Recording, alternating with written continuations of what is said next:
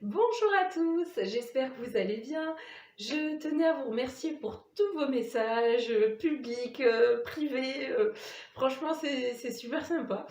Et puis là, ça rend l'aventure assez sympathique.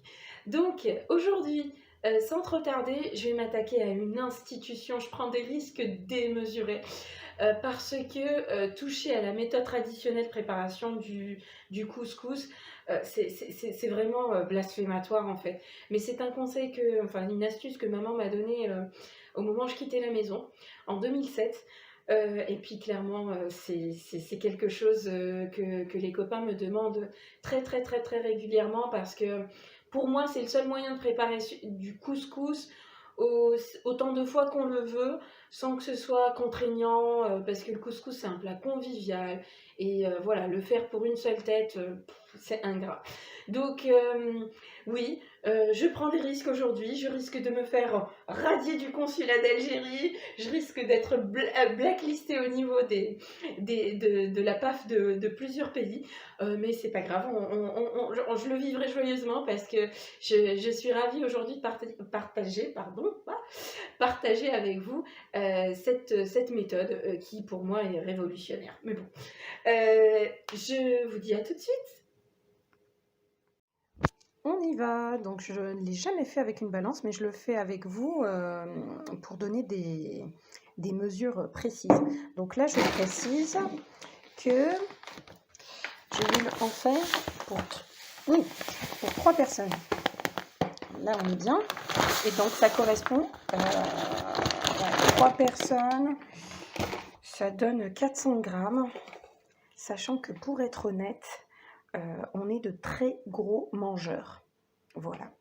Donc, parce qu'en réalité, ce qu'on m'avait appris dans les traditions, d'ailleurs, que ce soit pour le couscous micro-ondes, pour le couscous conventionnel, c'est 100 grammes par personne.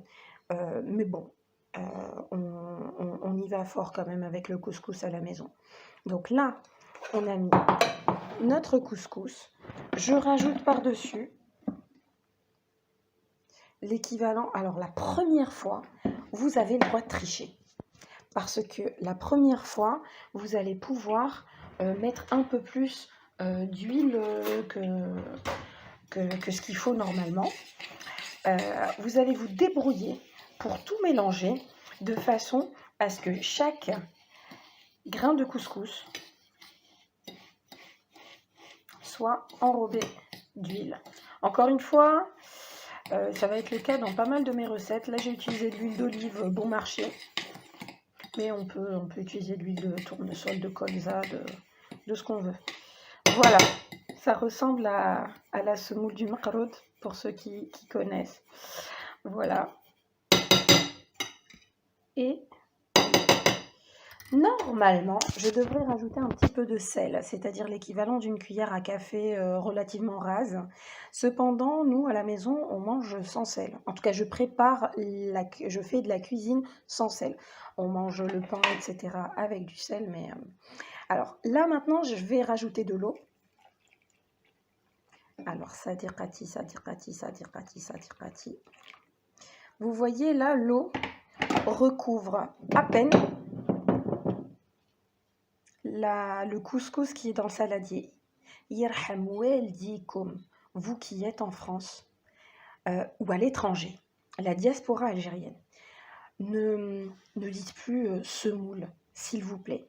Parce qu'en France, en Occident en général, souvent, on utilise le terme de couscous, de semoule à la place du couscous.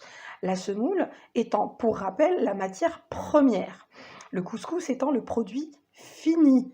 Donc voilà, j'aimerais beaucoup voir en fait les Italiens ou les Français même nous entendre dire farine quand on parle de pâtes par exemple, parce que pareil, hein, les pâtes, la matière première c'est la farine, mais on dit bien pâte et farine comme étant l'ingrédient, la matière première pour la fabrication des pâtes.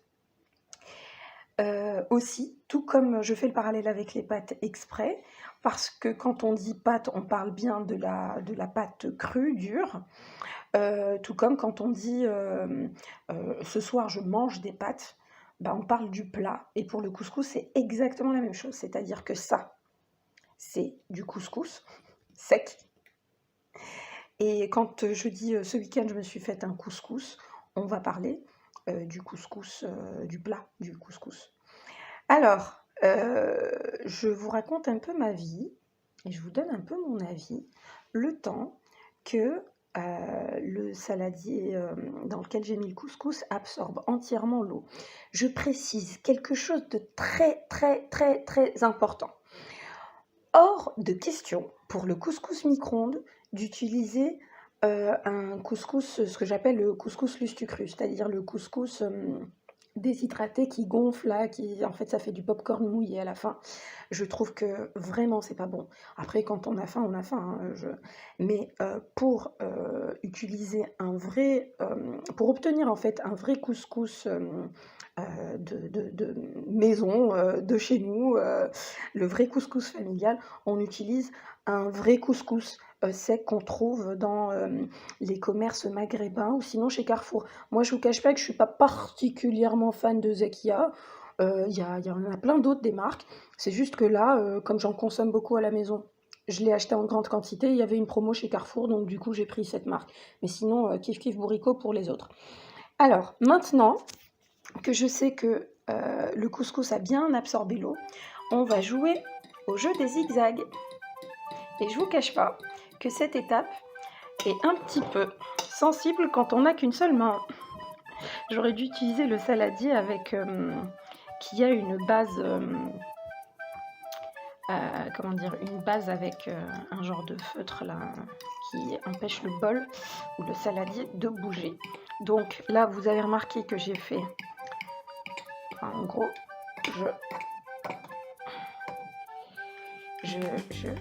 je fais des zigzags dans les deux sens et surtout bien au fond. Pour qu'il n'y ait plus, en gros, je sépare tous les grains de couscous. Ça bouge, ça bouge, ça bouge, ça bouge. Mais bon, vous avez compris l'idée. Normalement, c'est vraiment des zigzags, mais là, j'essaye de rattraper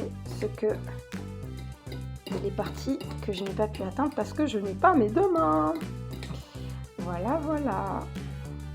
Donc, maintenant, visuellement, j'ai un couscous fini. Hein. Visuellement. Bien sûr, quand on utilise de l'eau bouillante, ça va plus vite. Mais de toutes les façons, on finit au même point. On doit absolument juger à l'œil, en faisant un petit trou dans le fond d'ailleurs au départ, pour voir s'il reste encore de l'eau ou pas. Voilà, une fois que c'est absorbé, on peut commencer à faire nos zigzags. Et donc je rappelle que normalement, on a rajouté un petit peu de sel, c'est-à-dire une cuillère de sel. Mais là, on va pas le faire. Donc je vous dis, je mets la vidéo sur pause et je passe mon saladier 4 minutes sur la puissance maximale du micro-ondes. A tout de suite. Voilà les copains, 4 minutes, j'ai mis 4 minutes le couscous au micro-ondes. On obtient visuellement quelque chose de parfait et gustativement aussi. Donc, essayez-le. N'ayez plus crainte. Je m'adresse surtout aux personnes qui vivent seules, qui ont quitté le foyer familial et qui se disent « Oh là là, je ne pourrai plus cuisiner le couscous ». Le couscous, c'est le plat convivial par définition. Donc, essayez-le. Maintenant, moi, je l'ai fait dans un saladier, mais vous pouvez complètement le faire dans une assiette simple. Psahatkom, psahatkom, psahatkom. Ou si vous voulez vraiment me faire plaisir, Inch'Allah tenjahilkom, mais si vous voulez vraiment me faire plaisir, Da'ul mama bil khair. Merci, merci, merci. Je vous embrasse et je vous dis à très bientôt. Psahatkom, shahiyya tayyiba, qui m'a trop le madame Rizqi.